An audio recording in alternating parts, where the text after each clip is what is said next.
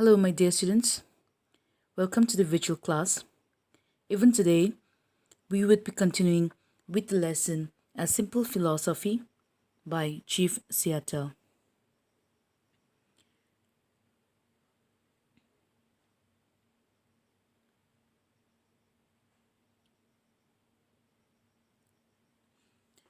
So today, we would be discussing from page number 113, okay? From your textbook page 113 and 114. So today would be the last topic of this it would be the last discussion of this topic.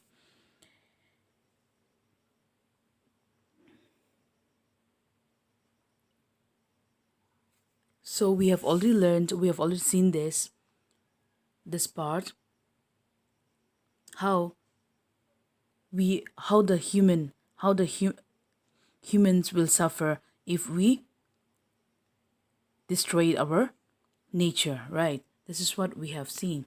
And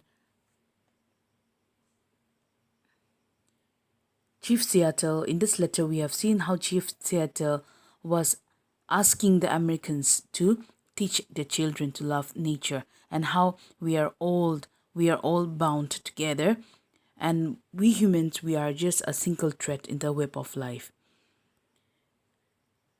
So let's continue. Otherwise, the white man cannot escape from the common destiny, that is, the end of mankind. Thus, this letter is a proof of the wisdom that the so called savage people possess. They care and love nature and understand it more intimately than modern and civilized people. Seattle's heart touching appeal is equally significant today when we stand at the threshold of total destruction because of the destruction of our earth. Now, here, in this point that is given, it is talking about the works of the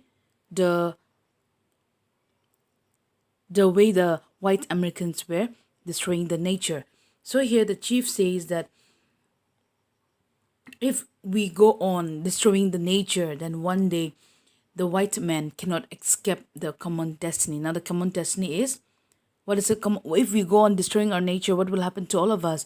The end of mankind. We all would There would be no place for even for mankind to live. For example, I in our previous class, I have already explained to you about how we get oxygen to breathe, right?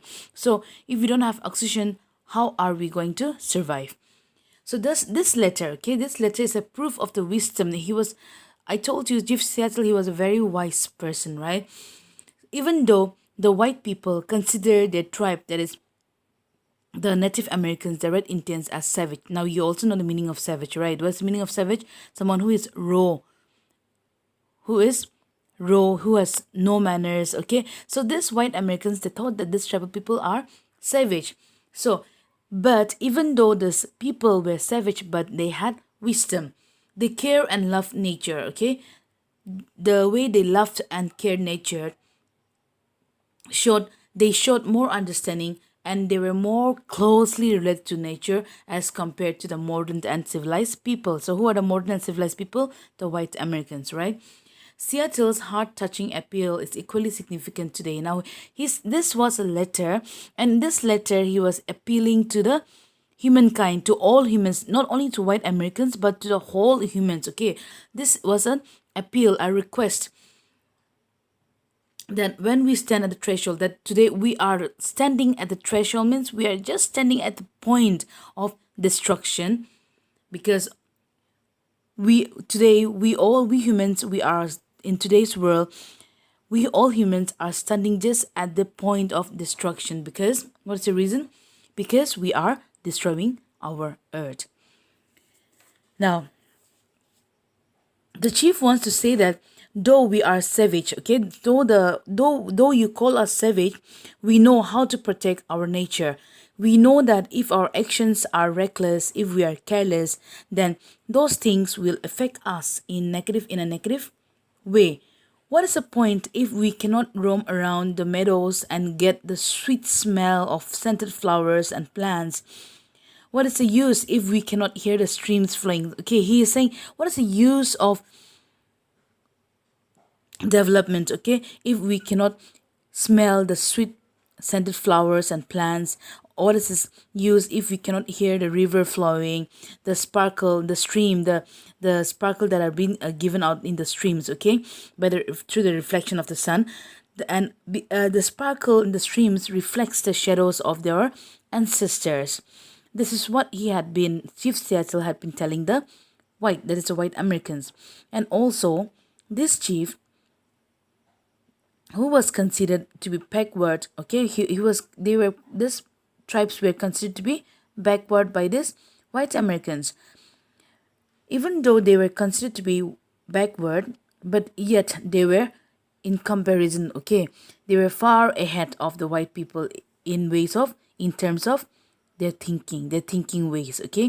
And now all of us, we are experiencing this at the present time. Now, what are all the scientists and environmentalists saying?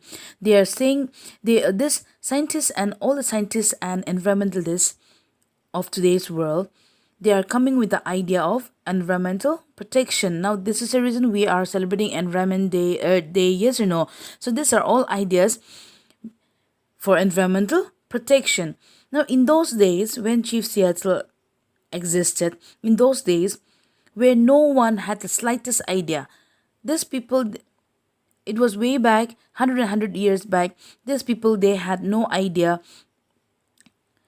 They had not even a slightest idea, and where industrialization was considered to be a pride for a particular country. But this chief had in his mind, okay, even though he had no idea about industrialization, but this chief, he had in his mind of what was to come ahead of us, okay, what will come ahead of mankind if we go on destroying nature. He wanted to protect the environment and pass it to the next generation. So we can see the far-sightedness of what the chief had been thinking.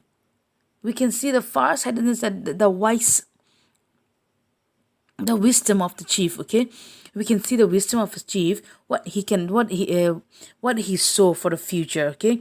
Though he had not experienced all these things, yet he knew that the future would be in danger if they sell this land to the white man. He had no problem selling the land to the white man if he knew that the white man would take care of it. But the chief knows that their motives. The chief knows the reason behind this white man's offer and what they will do to this land if they sell the land. So these are something which he made very clear, and so that his words. So this is the reason he said. Remember, he said in the beginning of the story, "My words are like the stars, which will never set." Right. So this is the reason why he said that. Okay, we have seen this in the beginning of this lesson, that the chief said that his words are like the stars which will never set. And we are going to see this after hundred of years, even after he died, after hundred of years also we are seeing this. His words are becoming more important day by day in our daily lives. We are very far away from where there's generation gap, right? The place where the century, the time when this chief lived, there is a vast difference between him and our life, right? But we are also experiencing of what he said that time, and that is taken to be an advice for each and every one of us. So each and every one of us, though he had written this 100 years back, but this advice should be taken by each and every one of us seriously.